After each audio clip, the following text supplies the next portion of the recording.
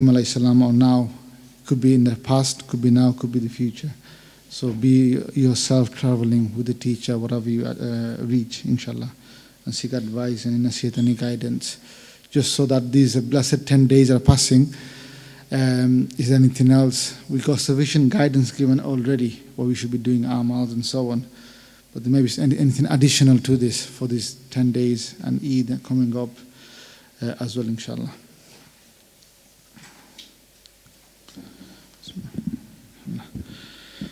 So inshallah, we begin with the protection adhkars. So reciting Surah Fatiha, Ayatul Kursi and the 3 Quls. At the same time also have the presence of Allah subhanahu wa ta'ala. Allah is with me, Allah is seeing me, Allah is hearing me. And check our need and our intention that we're only doing for Allah subhanahu wa ta'ala. And the adab etiquettes we should already know that we should sit comfortably. I just mentioned for my benefit. And remain still.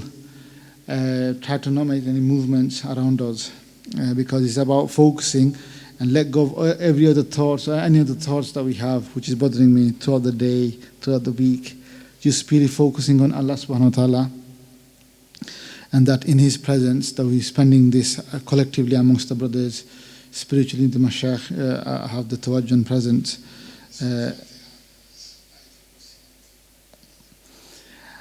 So inshallah, so prepare like this, inshallah. Then you'll feel the freshness is there, the focus is there as well, inshallah. أعوذ بالله من الشيطان الرجيم بسم الله الرحمن الرحيم الحمد لله رب العالمين الرحمن الرحيم مالك يوم الدين اهدنا صراط المستقيم صراط الذين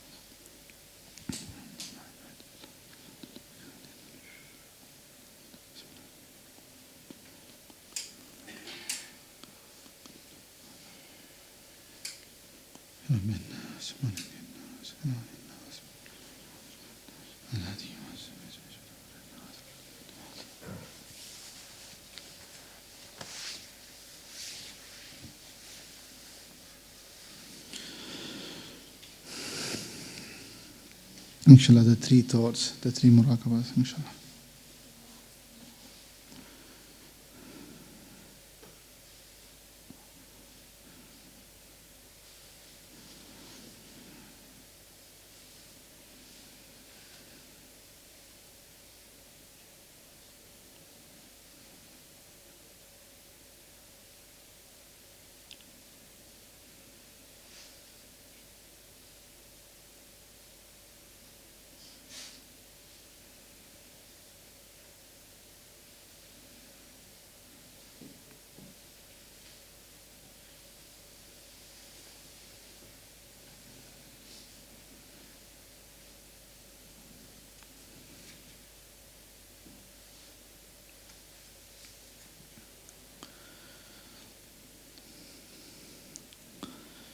بسم الله الرحمن الرحيم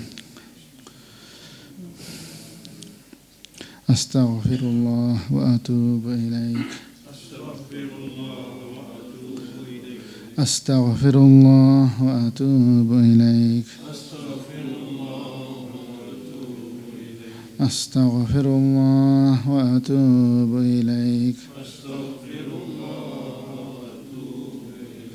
اللهم صل على سيدنا محمد وعلى آله وأصحابه وسلم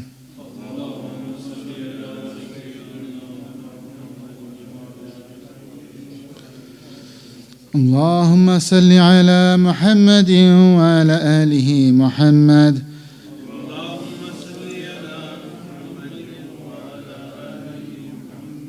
كما صليت على إبراهيم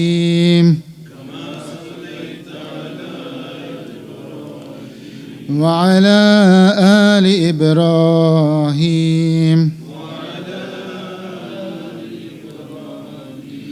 إنك حميد مجيد اللهم بارك على محمد وعلى آل محمد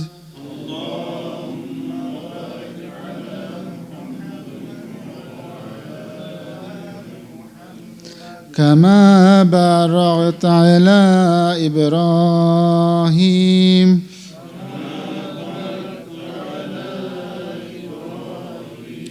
وعلى آل إبراهيم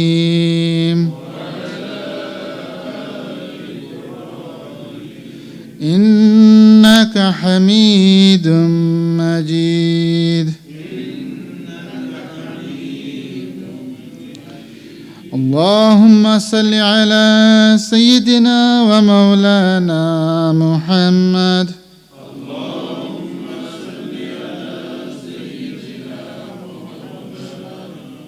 وعلى آله وأصحابه وسلم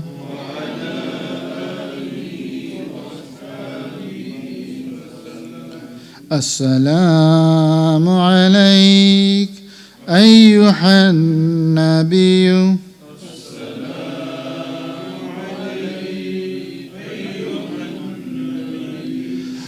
السلام عليك أيها النبي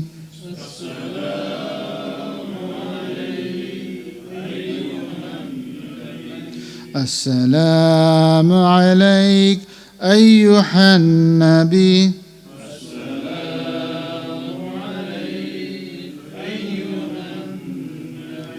ورحمة الله وبركاته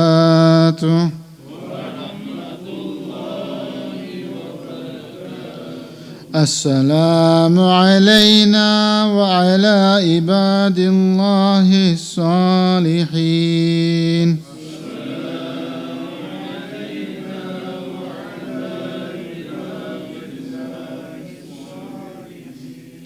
لا حول ولا قوة إلا بالله لا حول ولا قوة إلا بالله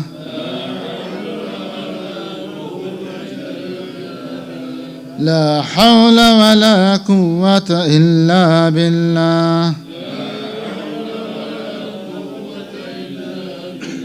لا إله إلا الله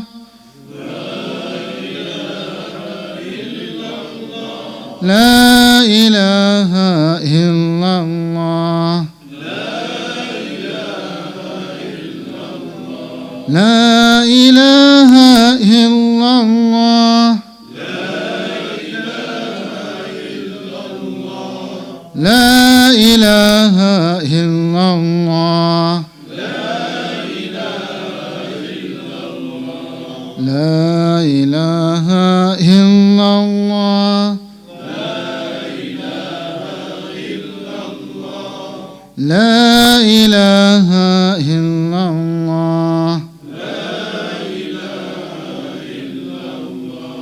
لا إله إلا الله محمد رسول الله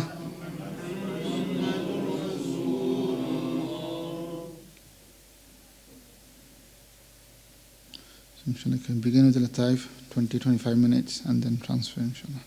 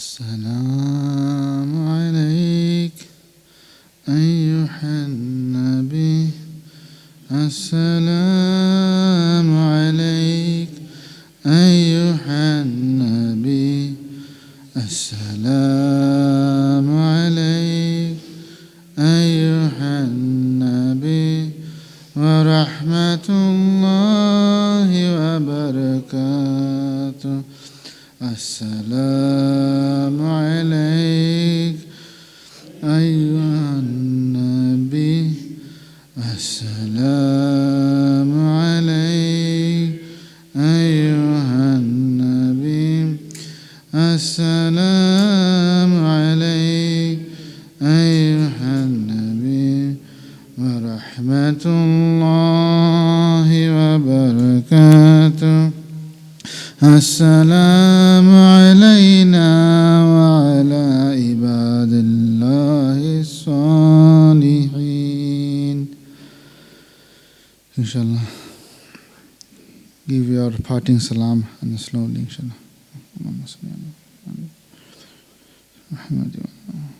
Inshallah, you can return and you can open your eyes, inshallah.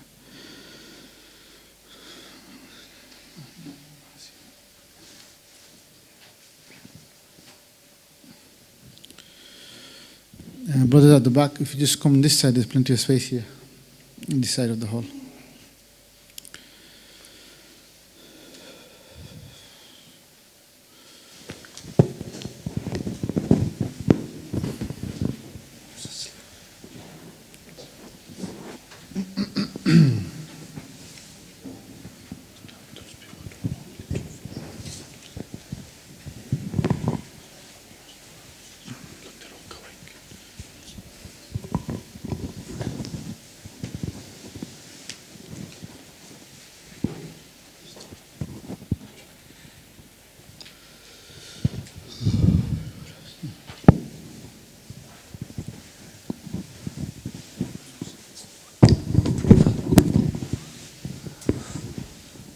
Assalamu alaikum.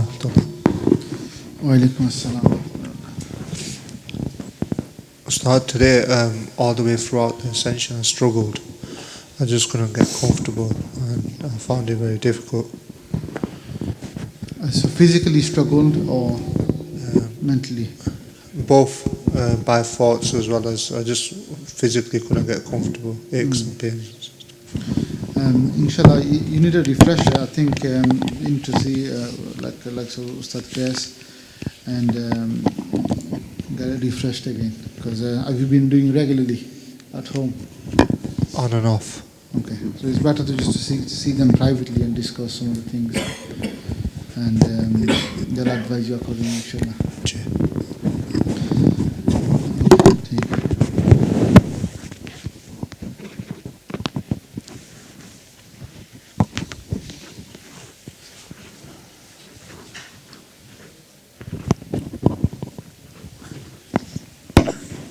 Bismillah ar-Rahman ar-Rahim. So after the amals, as soon as I was going to start cleaning the lataif, automatically I transferred to Medina Sharif, where I was with Hasab and a group of people, and then it was as though that the Prophet ﷺ was looking from afar, and they called me over, and it was as though that I had to sort of tell these group of people something to do. So I've come back to the same group of people, and I've told them what to do, and half were happy and the other half were sort of angry, or there was some sort of resentment. And then I went back to the Prophet ﷺ and I mentioned that what happened, and they mentioned that go back and do some and do this. So I went back, and then the other half was sort of happy. So then it was like 100% of the people there were all happy and content. And then the sort of scene changed. Do you know what that was? Instruction. I don't. Okay, got it. And then the scene sort of changed, and it was as though I was sat next to Hasab. I had a pen and paper, and they said that they'll basically say a word and I'll write it down. And what they said was, this is what will give you strength, just on the piece of paper. And then it was as though that the scene changed again, and now it was as though that the Prophet ﷺ was calling all the different Sahaba that had the different tasks. And they said that now it's about your planning. So you all sort of come together and plan for the year ahead. And there was the different groups of people that were there. There was going ahead and actually sort of planning, but it was a collective plan. It wasn't an individual a department plan. It was a collective plan. And then as soon as that happened, I just sort of ended up falling asleep up until right at the end, where I picked up off where we left off, and then it was Islam. See, inshallah, there are many things that are quite clear for yourselves, that especially in this path now, you've been given a certain duties that you're doing outwardly as well, like dawah and so on. So even amongst people meant to be, in the same journey, even like in people in a spiritual aspect and they're religious, sometimes you find that there's a difference as well. That people maybe working together, or they have their own understanding and not really actually focusing on the overall mission or a task. Some are with yourselves when you do convey the task of dawah, which is of Rasulullah sallallahu alaihi wasallam, and others are not paying much attention, or they actually have their own things to do as well. So what they are showing you is that you need to actually work with them and speak at their level to make him realize the grave and the great task and the mission that we have at hand, and trying to work together, bring them along bring them in this journey as well, make them realize that it is a collective effort, and their contribution, inshallah, they'll benefit from as well. So different people, they actually get motivated in a different way.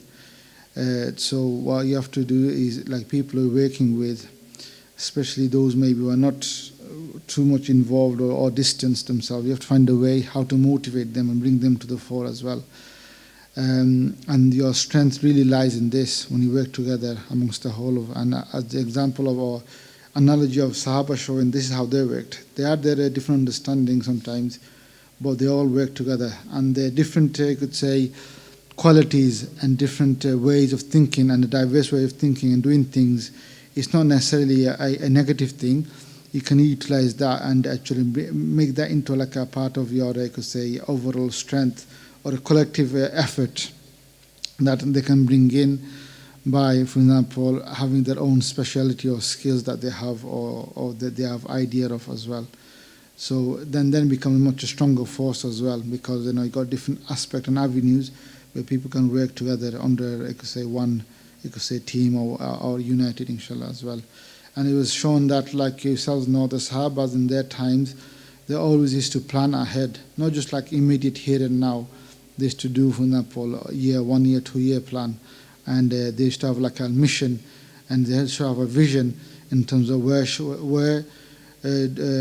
we go and what should we trying to reach. So, for example, when they were going to, like, for example, far places like Istanbul and all the other places around the world, it didn't happen by chance, or they just decided one day, let's go up and go to this side, for example, Farsi or wherever else. They had a long-term plan, the manpower needed, the support that is needed, everything else, and slowly they proceeded under the leadership of the companions and the Khulafa Rashidin. So at whatever your duty is given, That's how you should be thinking, mid-term, immediate, mid-term, and long-term planning, and have a goal and a mission and a vision that this is what I would like to reach and achieve. I mean, along the way, you can get advice and guidance, of course, but you should be proactively thinking like that, inshallah, rather than just reactionary doing here and there, ad hoc. Inshallah. So that's one thing. And finally, you're saying about falling asleep. It is an indication that that it's not really a sleep. You just go into unconscious, like completely. The body and the mind was completely unconscious, but spiritually the journey was still continuing in the presence of the Mashayikh and in the presence of Allah subhanahu wa ta'ala. So the sleep would be that when you actually wake up and realize what's really happened, you feel constricted in the heart, and you feel as though you've lost out, or you just you completely became lost somewhere. That's when a sleep is. In this case, inshallah, it's more indication that your spirit were traveling, although your body and mind were not aware of it. So that's a good indication in that sense, inshallah. Take, inshallah.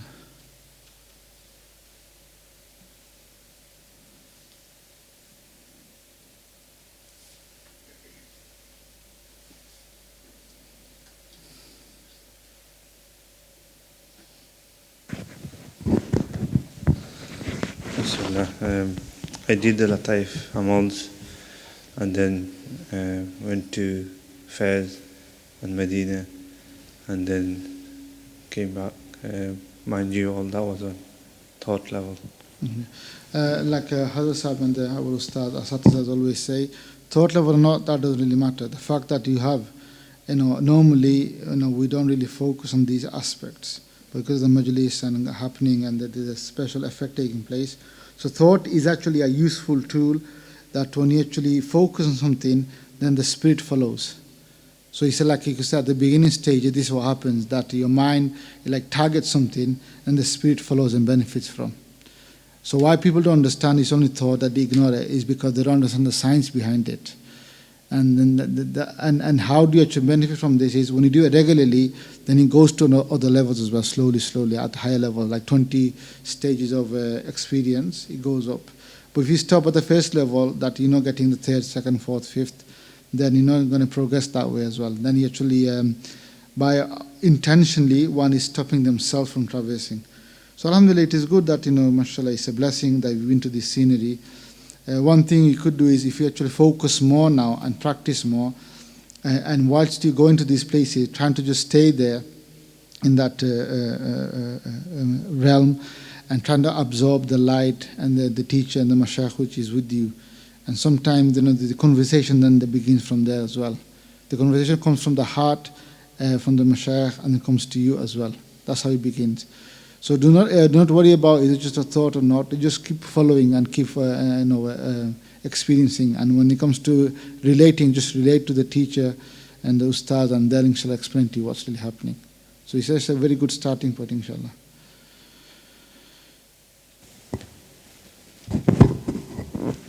Assalamu alaikum.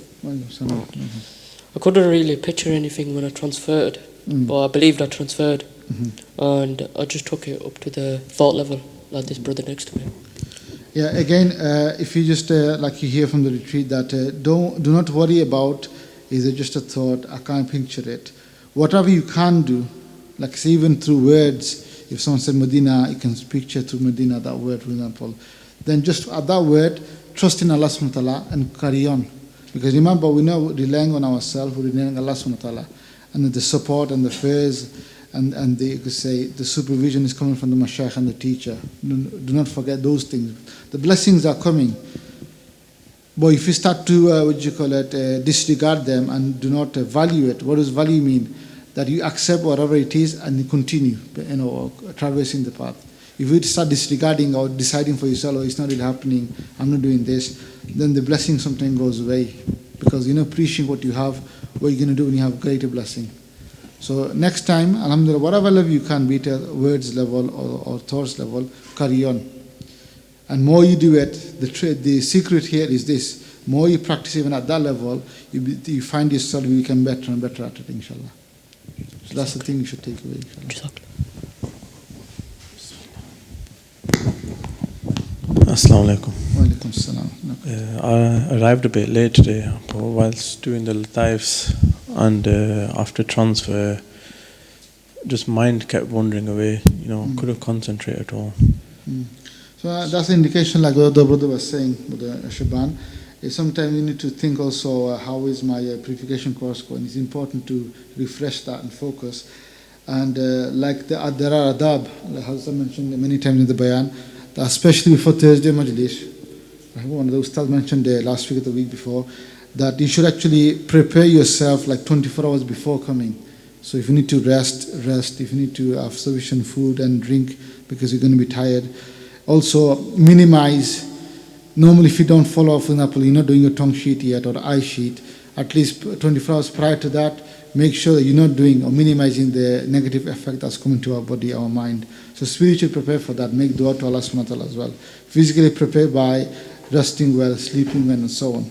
If you do these steps, then many of these obstacles you actually cancelling out by yourself or minimizing it at least.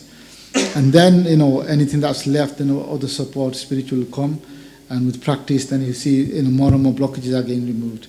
But if you just, like you said, you are you are late, and as yourselves know, sometimes, TJ even says lock the door, if they're late, especially at least the bayan time, because for one, they don't understand what they talk, what the bayan is about. So halfway, they might get misunderstanding as well. So it's an important thing that you prepare and plan. That, almost in your diary, for example, per weekly diary you have, the block out. Soon as Wednesday come in, think about Thursday Majlis. This is what many of the brothers you can ask, Ustads they ask, that's what they do. That they've been trained that as soon as Wednesday come, they think about Thursday coming up.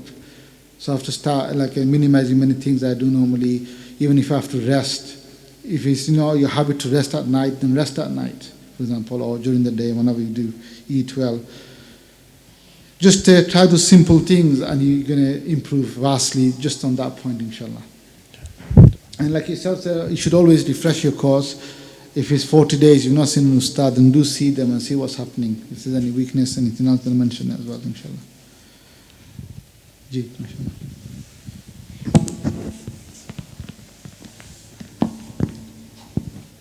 Assalamu alaikum. Wa alaikum salam. Wa barakatuh.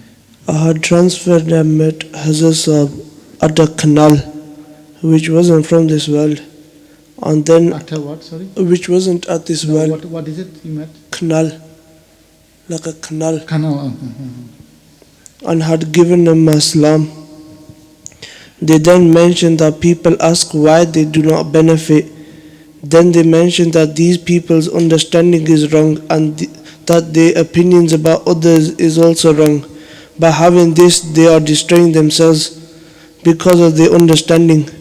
They then mentioned one's understanding should be the same understanding as their teacher and that they should not even have an opinion. Then I seen the name of Allah Azza wa Jal in a dark place and began Muraqba dua. Then I returned to my body. MashaAllah, it's a beautiful teaching that, yes, part of when he's here in the retreat submission doesn't mean that, I accept, I follow. But you also accept that there is no, for example, I know my life, how to live.